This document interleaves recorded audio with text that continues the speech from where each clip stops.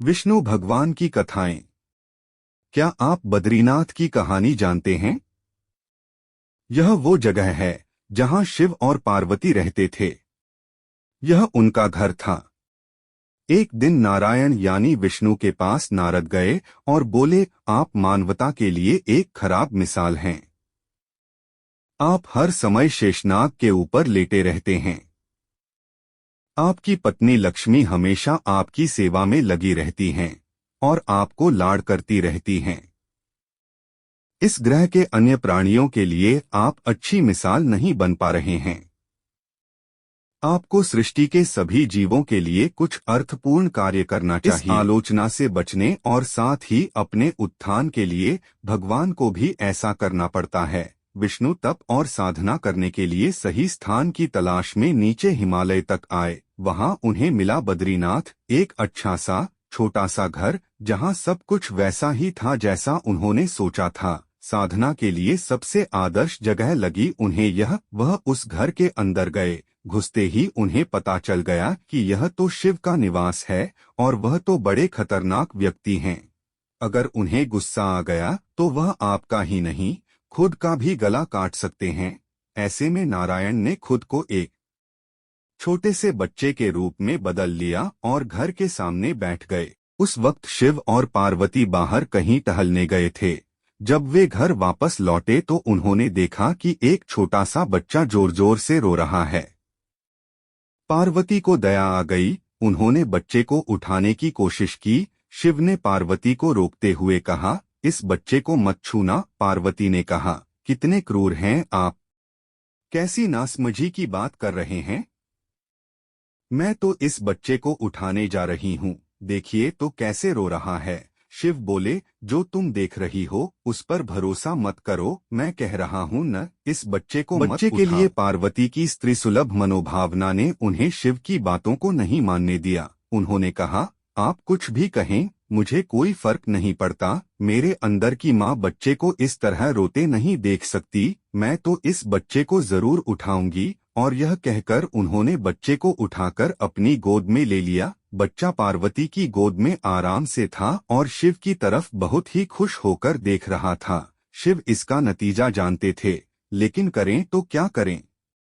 इसलिए उन्होंने कहा, ठीक है, चलो देखते हैं क्या होता है। पार्वती ने बच्चे को खिला पिलाकर चुप किया और वहीं घर पर छोड़कर खुद शिव के साथ गर्म पानी से स्नान के लिए बाहर चली गईं।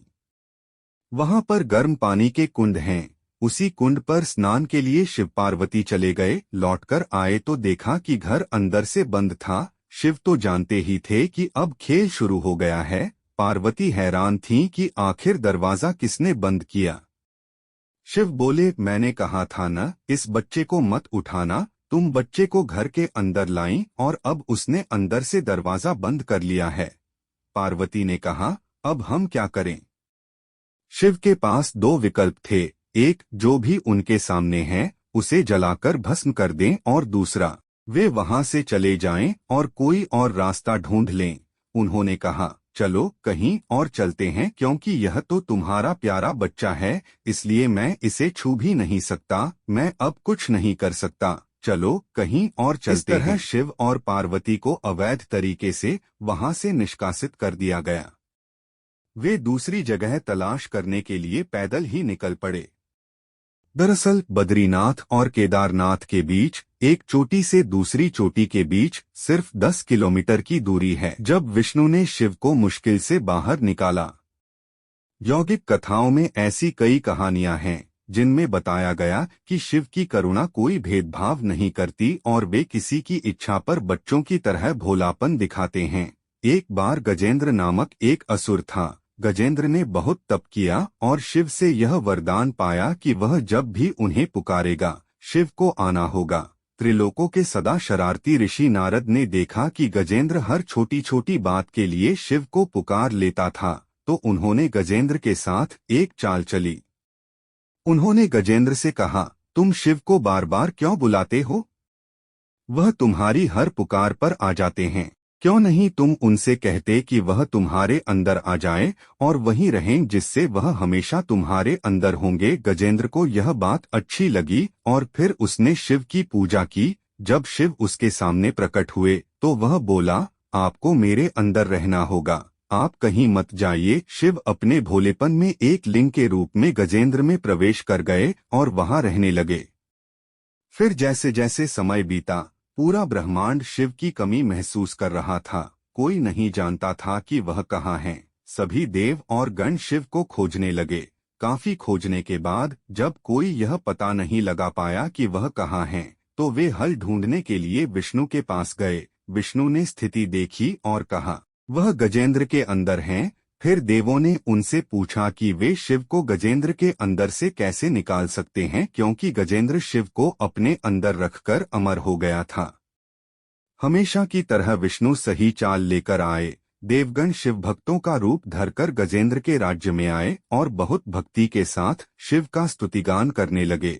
शिव का महान भक्त होने के कारण गजेंद्र ने इन लोगों को अपने दरबार में आकर गाने और नाचने का न्योता दिया। शिव भक्तों के वेश में देवों का यह दल आया और बहुत भावनाओं के साथ, बहुत भक्तिपूर्वक वे शिव के लिए भक्ति गीत गाने और नाचने लगे। शिव जो गजेंद्र के अंदर बैठे हुए थे, अब खुद को रोक नहीं सकते थे, उन्हें जवाब देना ही था। तो वह गजेंद्र के टुकड़े टुकड़े करके उससे बाहर आ गए। विष्णु की शिव भक्ति, शिव की पूजा देवता और राक्षस, देव और असुर, श्रेष्ठ और अधम दोनों करते हैं। वह हर किसी के लिए महादेव हैं। विष्णु भी उनकी पूजा करते थे।